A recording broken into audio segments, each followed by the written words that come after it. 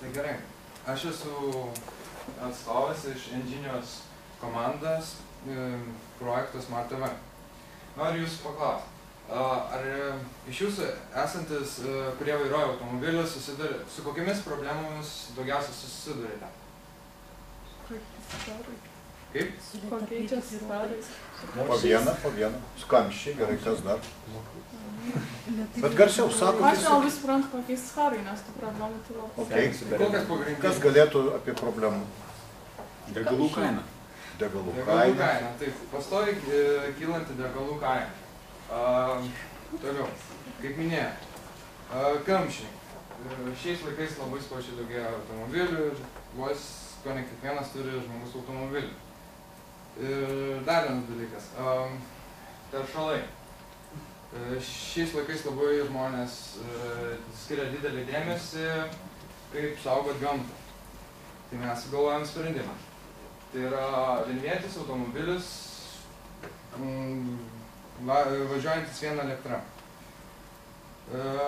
Mūsų taikomoji grupė tai yra verslininkai. Įmonės galėtų nuomotis šitos automobiliukus ir verslininkam leisti naktį važiuoti iš darbų namo su tais mašiniukais, namuose pasikrauti, rytą atgal grįžti darbą.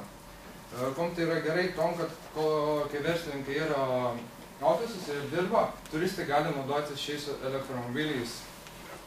Taipogi atradom tokią segmentų grupę vaikai nuo 15 metų.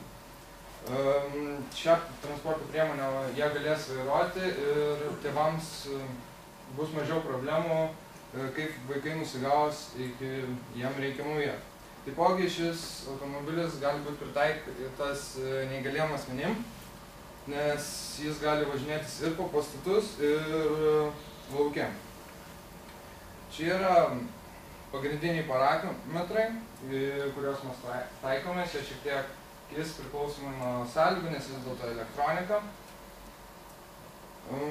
Čia palyginimai, kaip mūsų elektromobilis skirsis nuo standartinio automobilio. Kaip matote, skirtumas labai didelis.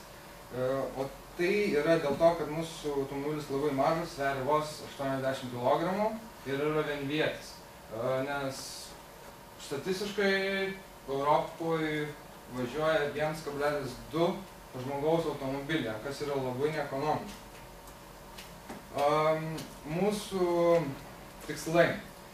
Tai žiemos tikslus jau kaip įvykdėm ir dabar vykdom pavasario tikslus, tai kuriam prototipą ir dizaineriai kuria dizainą. Deja, neturiu parodyti dizaino. Yra numatyta, kad kitą pavasarį turėtų jie jau pradėti pilnai funkcionuoti. Esam tokioje stadijoje, kad jau yra suvirintas rėmas ir mes labai dabar sparčiai prie to dirbame, dėl to keli mūsų nariai negalėjo atvykti, nes jie virina. Čia yra mūsų mentorius ir jis yra gana nežemas žmogus, 2 metrų, kaip matote, gana universalus automobiliukas. Ir šiuo metu yra visos supjaustytos dalys, supirktos apie 60–70%. Ir kaip matote, nemažai yra dviračio dalių, kas labai pigina kainą. Sakykime, tai yra 12 000 litų. Ir galimas net toks variantas, kad žmogus pats gali jį susirinkti, tiesiog reikia dar suprojektuoti rėmą, kad būtų lengviau jį šitam žmogui be virinimo aparato sukonstruoti. Tak, turiu video.